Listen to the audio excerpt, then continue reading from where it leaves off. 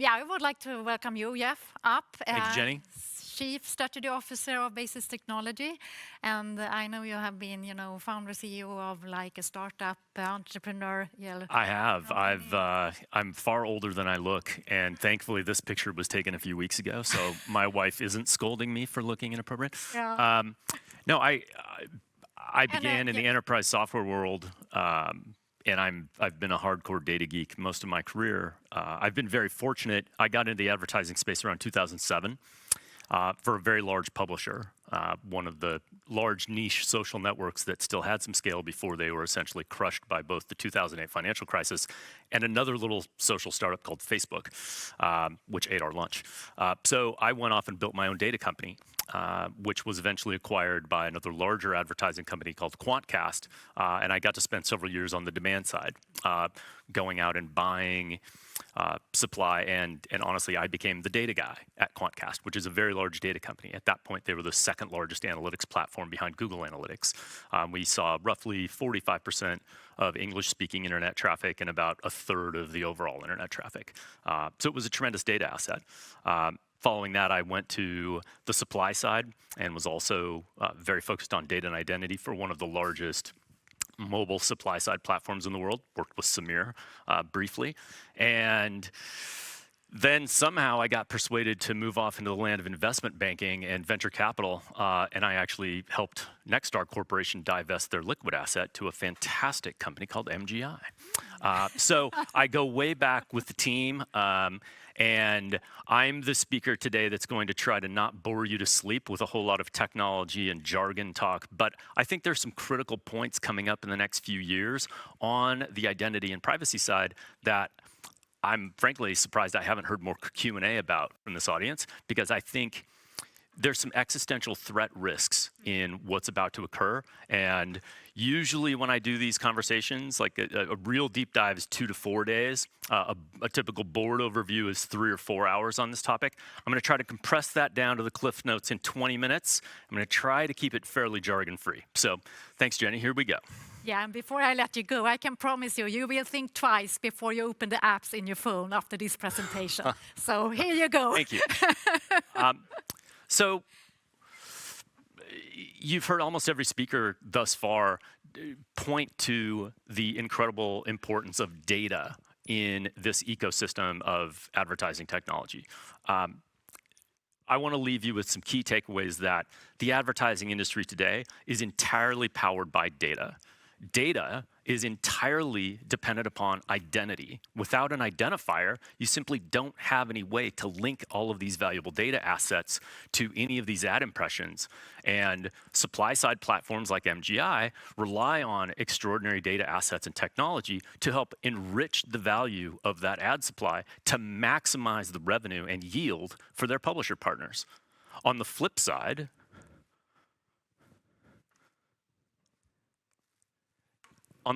the demand-side platforms are also exploiting data as much as they possibly can to minimize the total number of ad impressions that their advertisers have to buy by ensuring they're buying the right audiences, the highest value audiences. And even if an advertiser spends a significant amount of money to purchase data, to leverage, to most accurately identify those audiences, if they're able to reduce the total volume of ad impressions they purchase by an order of magnitude, it's incredibly cost efficient and ROI positive for those advertisers at the end of the day. And ultimately, the evolution of advertising over the past 50 years or so, it's been entirely enabled by data. I mean, in the past, advertising and marketing was largely focused on building the intangible asset of brand value. Coca-Cola wanted you to think of them and a polar bear and an oddly shaped bottle anytime you were thinking about a sugary carbonated beverage. And it turns out, most of you, when you see this slide and you saw the polar bear, you had a very high likelihood of associating that with Coca-Cola because marketing works. But the lack of data and the real lack of measurement around brand and how to value brand has left marketers with a lot of challenges for a long time. Then digital emerges, and every single person is connected to the internet. by a device that has a device identifier. They have individual user identifiers, subscriber identifiers, a huge variety of different elements that allow you to very precisely identify individual people and associate a lot of interesting data with those individual people. And it really enabled a critical shift. And that was, I like to say, Moneyball came to marketing. Instead of trying to build this large, fuzzy, intangible concept of brand value, marketers and advertisers got to focus on the bottom line and really crisply define return on advertising spend. And that actually enabled a whole bunch of interesting businesses. Direct-to-consumer businesses wouldn't exist if they didn't have the ability to very concretely measure their customer acquisition cost and estimate the lifetime value of that, and then go and present that positive ratio to venture capital to flood their pocketbooks to go buy those users and build great businesses like Warby Parker or BritBox or what have you. So it's been a tremendous shift. And I think it's really opened marketers' eyes to the realm of what's possible in the future. And now the most innovative, and these tend to be very large brands like Nike or McDonald's or Procter & Gamble. They're beginning to carve off experimental portions of their budget. Some of these companies are even buying their own data science and data optimization teams to bring in-house to maximize their own capabilities in this area. Because if you have the ability to precisely measure and highly optimize your touch points in paid media, why can't you extend that to all of your media, your owned and operated websites, your owned and operated mobile apps, how you're optimizing the content that you push out into search and earned and shared and other channels. And that's really the long-term future for the industry. And frankly, I think the next batch of multi-billion-dollar companies in the ad tech or MarTech space are going to be the companies that figure out how to enable marketers to do that type of optimization across all channels in real time, but most importantly, in a privacy-safe way. And that's really the segue to the rest of the conversation. So you've seen a lot of slides today about how the ecosystem works. I really want to focus on these purple boxes and bear in mind that the entire value proposition of supply-side platforms like MGI or demand-side platforms like Trade Desk is that they can bring extraordinary volumes of data to bear. And we're not talking tens or hundreds or even thousands of potential elements of data. We're talking hundreds of thousands of elements of data that can help you precisely identify as a CPG, if I'm trying to advertise a new diapers product, am I actually sure I'm only reaching parents who've had a child or are about to have a child? Because if I'm not reaching them, why would I bother buying advertising placements on the wrong people? And to put it in a scale, I mean, you've seen that MGI themselves are handling hundreds of billions of ad impressions each month. Globally, total across every platform, the best estimates are that we're currently in a digital realm of around 1.7 trillion ad impressions each day occurring. Now, Google doesn't have all those, Facebook doesn't have all those. A huge proportion of those are in China, which is a very interesting and very challenging market for a wide variety of reasons, including the Chinese government, who I hope are not watching this on camera. So you're talking about trillions of events per day with hundreds and hundreds of thousands of data parameters involved in an industry that in many ways is largely run out of Excel spreadsheets today in the agency world. So there's really a spectrum for how things evolve. But underneath all of this data, you have end user PII, personally identifiable information, at the root core of how all of this is empowered and enabled today. And if you visited a website or installed a new mobile app recently, you're going to notice that there's been an exponential increase in the number of pieces of content that require you as an end user to register and validate your email address before you can access that content, before you can play that mobile game, before you can read the news, before you can go look at the dating opportunities in Stockholm when you're visiting there. And that's simply because for those publishers to enable all of this to work and maximize the value of the ad impressions on you while you're consuming that content, they have to have your email address to plug you into this ecosystem. And once they have your email address, you are in the system. What's that look like? Well, as a guy who has bought and sold tens of thousands of audience segments, I can tell you that if I have your mobile ad ID or I have your hashed email address, it's no problem for me to call up vendors like LiveRamp or Oracle Data Marketplace or a wide variety of others and identify thousands of attributes on you. The big data catalogs at the big data marketplaces out there today are offering ballpark 300 to 400,000 different audience variables. And all of that data, that's it. That's the key to all of this enrichment that's possible on the supply side and the very high fidelity, very granular, very precise targeting on the demand side. So big takeaway, the ecosystem today is built upon and is entirely reliant upon PII, personally identifiable information. They need your IDs from your phone. They need your hashed email. The 10, 11, 12,000 companies in ad tech, martech sectors, in almost every way are dependent upon PII. Which begs the question, what happens if those identifiers go away? What happens if PII information is highly regulated or restricted? What's happening? It's been happening for quite a few years now, beginning with Apple introducing a variety of privacy protection tools in Safari.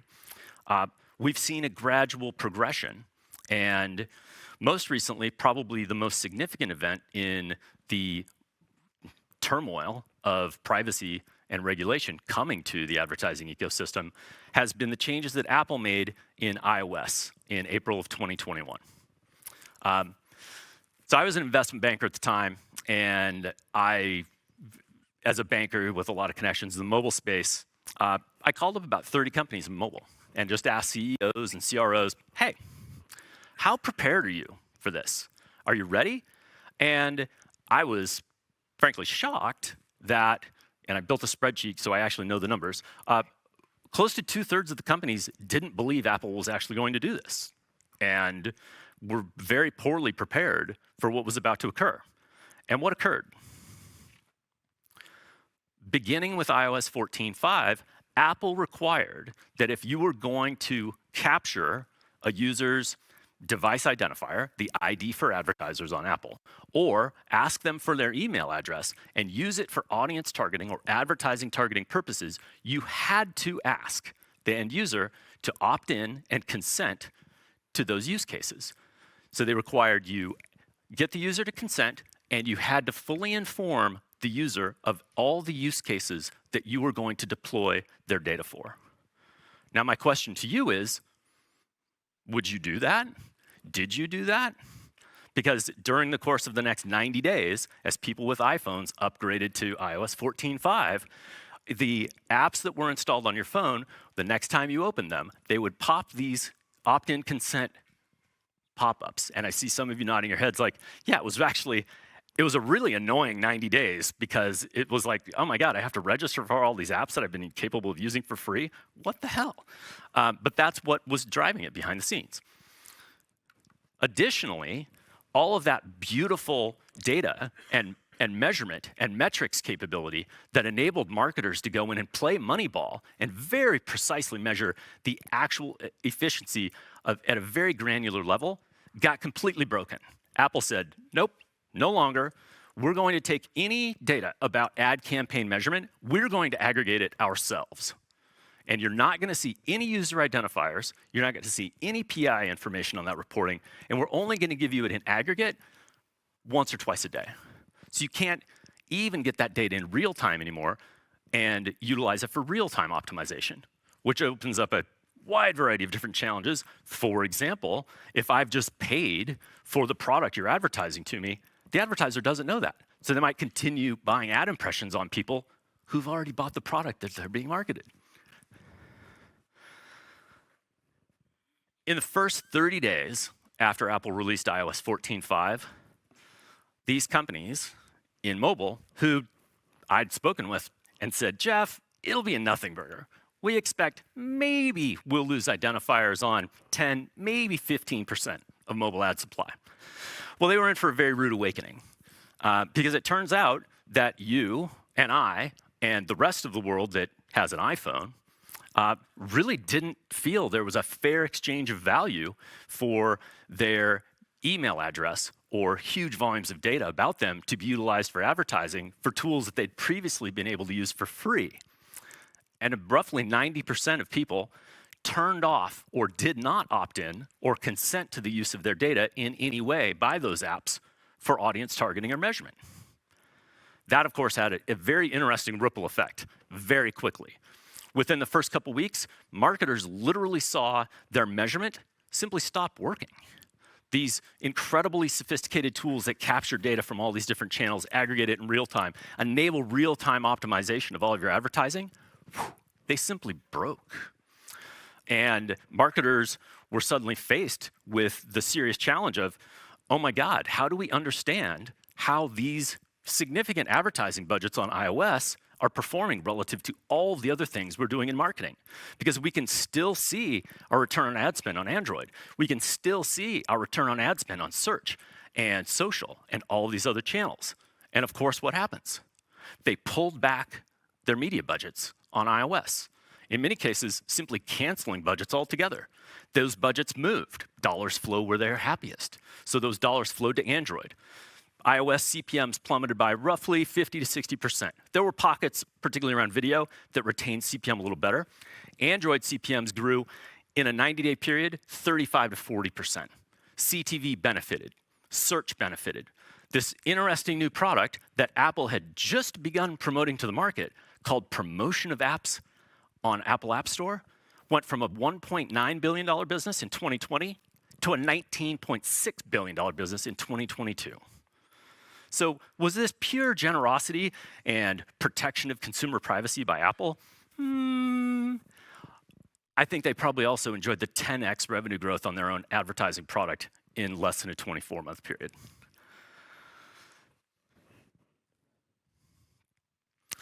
Some big takeaways out of this, and one particular lesson learned out of this that I think is super important. Compare and contrast how Facebook reacted to this environment and how TikTok reacted to this environment. Facebook very publicly said, nope, we're not going to play this game. We're going to fight Apple. We'll even threaten to build our own mobile operating system. We're not going to play the game. TikTok, on the other hand, said, you know what? We're the new guys in town. People are scared of us because of China. We're going to rapidly, proactively embrace this thing. We're going to try to be the easiest platform in mobile to work with vis-a-vis Apple's ATT and Scan. A year later, Facebook has to come on to their quarterly earnings call and point out they've lost an estimated $20 billion in projected revenue, and they directly cite failures around ATT and Scan on iOS as the root cause. TikTok, on the other hand, has a completely different tone in updating their guidance and noting that their already strong revenue growth has been dramatically accelerated, and they directly cited their tight partnership with Apple and how easy they had focused on being to work with around these new privacy changes in the landscape.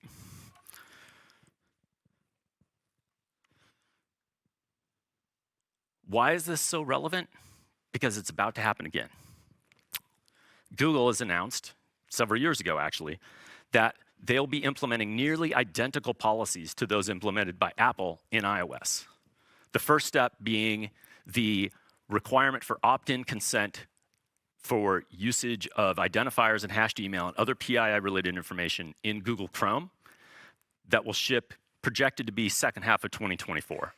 They've also begun giving initial indications they're going to follow a very similar path for ad IDs and other related data in Android operating system, likely in a 1 to 2 years after Chrome, so 2025, 2026. What's astonishing to me as a guy with a ton of friends in the ad tech ecosystem is there are still people who are going to conferences and writing articles in the ad tech press saying, nah, it's a joke. Google can't do this. They're never going to do this. It's going to dramatically impact Google's own business. How could they shoot themselves in the foot this way? That's never going to happen. If any of you use the Chrome browser, I encourage you to enter this URL in right now, and roughly 50% of the users in the world of Chrome right now are in a test trial. So these changes, called Google Privacy Sandbox, have been in test in the real world since November of last year.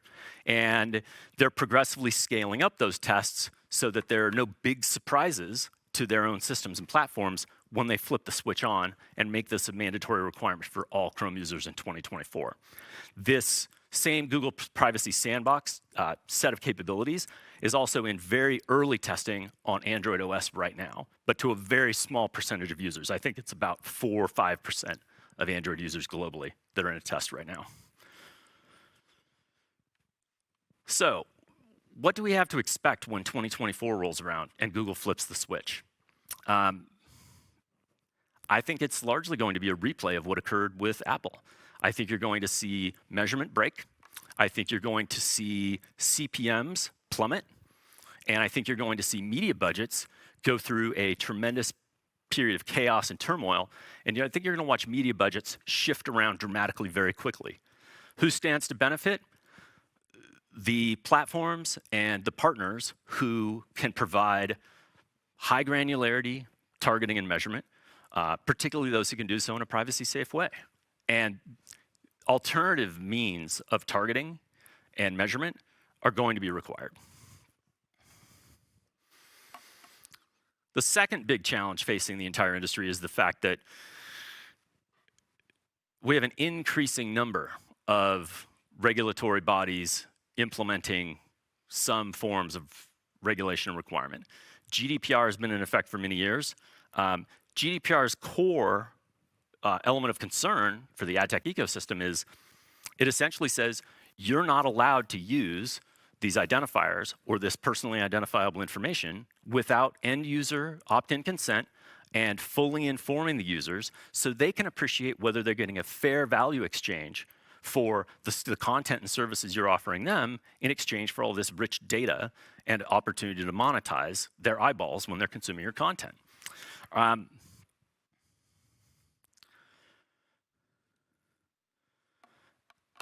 And really, another big key takeaway is that I pointed out earlier, most of this data and identity ecosystem hinges off the central linchpin of hashed email.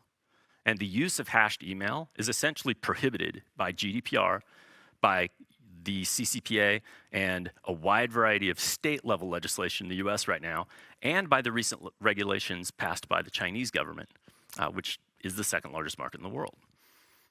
So, where are we heading? What is going to change? What has to change? What do marketers need? Well, it seems like the only obvious outcome is that this entire ecosystem has to evolve and change in a way where we overcome our addiction to the easy solutions that have been available to us for years and years and years and years and years. Was there ever any conscious choice to go and build all of this off of hashed email? No, there was no open advertising standards body that said, that's the ticket, let's do that. It just happened organically because it was super easy. It was super available. There were no regulations. It was the wild, wild west. And it worked. And everybody could print money very happily. Now that the adult supervision is showing up, things are going to change, and they're going to change pretty quickly. So, of course, we're hearing a lot about AI, and you're going to see massive investments in AI in the ad tech and martech ecosystem. Contextual targeting and other alternative mechanisms of targeting that aren't PII information dependent are going to also see tremendous levels of new investment and tremendous levels of new acquisition by marketers, because they're going to need those alternatives to continue conducting themselves the way they have been for years and years and years. So very quickly, just to ensure that we're crystal clear on this, deterministic PII information. I go down to my local auto dealer group. I just bought a new Toyota Tacoma. That auto dealer group registers me in their database. which flows up to Toyota's central database, which flows to their ad agency, Saatchi & Saatchi. They hit me with follow-up surveys to capture more information about what I personally remembered about my shopping experience and what advertising or marketing had the most influence on changing or helping me decide to purchase a Toyota. That's going to go away. That's all PII-based information. They're using my email address. They're using my actual purchase history. That's exactly the type of thing that's going to go away. What's going to replace it is, remember how I pointed out that there are trillions and trillions of events happening every day? All of those things are an opportunity to evaluate what's shaping a user experience. If I'm going online and I'm reading reviews about Toyota Tacoma trucks on a popular review website, how much does that correlate to that user eventually purchasing a product or shopping for that product? And it turns out data at scale, observed in real time, scored continually, can progressively build into very accurate probabilistic estimation of behavior, which marketers and their partners can use to correlate to who are the best audiences and the best pieces of content to purchase for specific advertising goals and outcomes. It's very different. It will involve a significant amount of investment, but it is absolutely perfectly possible today. Another key element of this is it's not just one event. If you can see patterns of events, you can begin to add those together and say, well, user XYZ789 was reading reviews of Toyota Tacomas at this website. The next day, he was looking at some other website about auto insurance. Those things all add up to give us a sense of a very high probability that the next time we see this user, we should be sending them Toyota ads or competitive truck ads or auto insurance or what have you.